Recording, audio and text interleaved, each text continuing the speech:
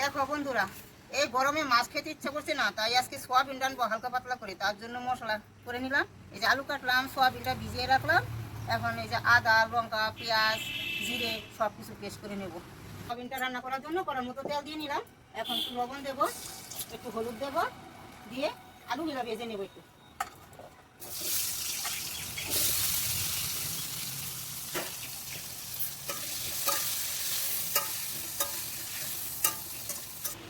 দেখো আলুটা ভাজা ভাজা হয়ে গেছে, নামিয়ে দেবো।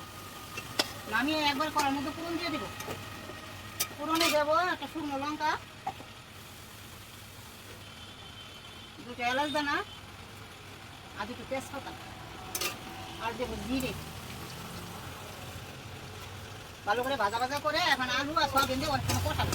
কষাই জল দিয়ে দেবো। দেখো ফোড়নটা ভাজা ভাজা হয়ে গেছে, এখন সোয়াবিন আলু সব দিয়ে দেবো।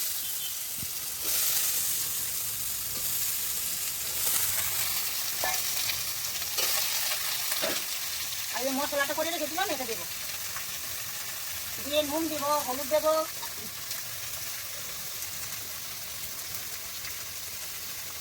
এখন ভালোভাবে কষাই জল দিয়ে দেবো।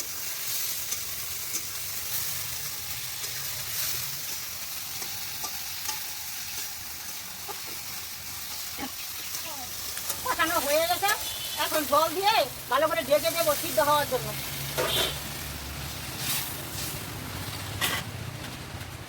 সোয়াবিনটা রান্না করা হয়ে গেছে, এখন নামিয়ে নেবো।